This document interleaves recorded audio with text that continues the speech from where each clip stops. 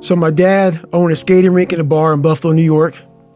If you're familiar with O.J. Simpson and Rick James, Oh, sure. they were two people that would be up there all the time.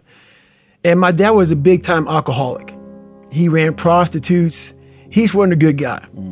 And he had a hole in his heart, I believe, that in a hole, like just a hole in his soul that couldn't be filled. So his insecurities would spill over on my brother, myself, and my mom. And so we got beat all the time for nothing, just for senseless things. So that's kind of where it started when I was young. So what happens is when you have a horrible foundation, and I didn't go to school much at all because basically we worked the family business. Okay. So my dad wasn't much on us going to school at all. He was big on, hey, we have a skating rink and a bar. So from the time I was able to walk, I was in that skating rink, scraping gum off the floors, doing that kind of stuff.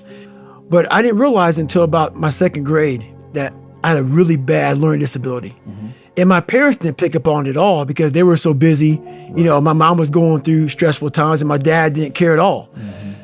Well, my self-esteem started getting beat out of me at a very young age.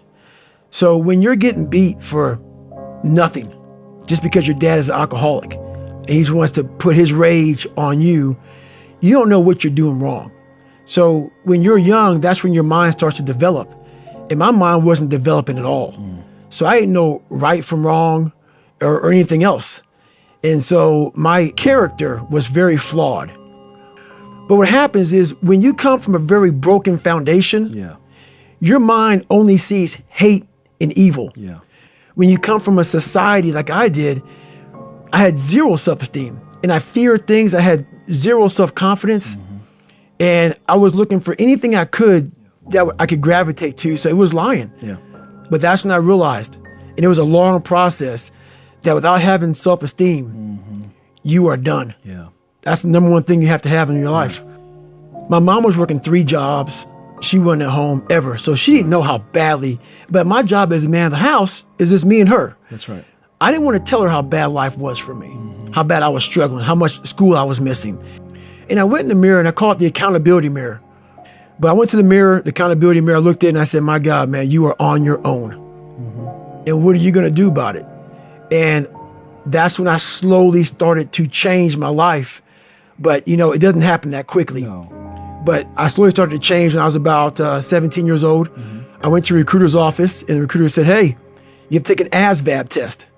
And like I said, I had a 4th grade reading level my junior year. So long story short, I failed that a few times.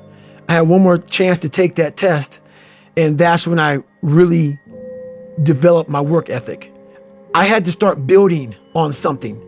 And I started building on, education. Then I had to start learning how to find mental toughness. And this is where I started finding it was in the military. But once again, God whenever life would start getting good for me, God would throw a nice anchor and stop me right there. Any tough time really tough time that would happen, I would go back to the sewer of my mind. The most important conversation you'll ever have is the one you have with yourself. You wake up with it, you walk around with it, eventually you'll act on it. And my self-talk was the most disgusting self-talk of all time. So the sewer of my mind, like I said, you have to go back in there and fix things. A lot of us are afraid, like right now, when you can look at people, anybody, thousands of people, one person and say, hey, this is who I am.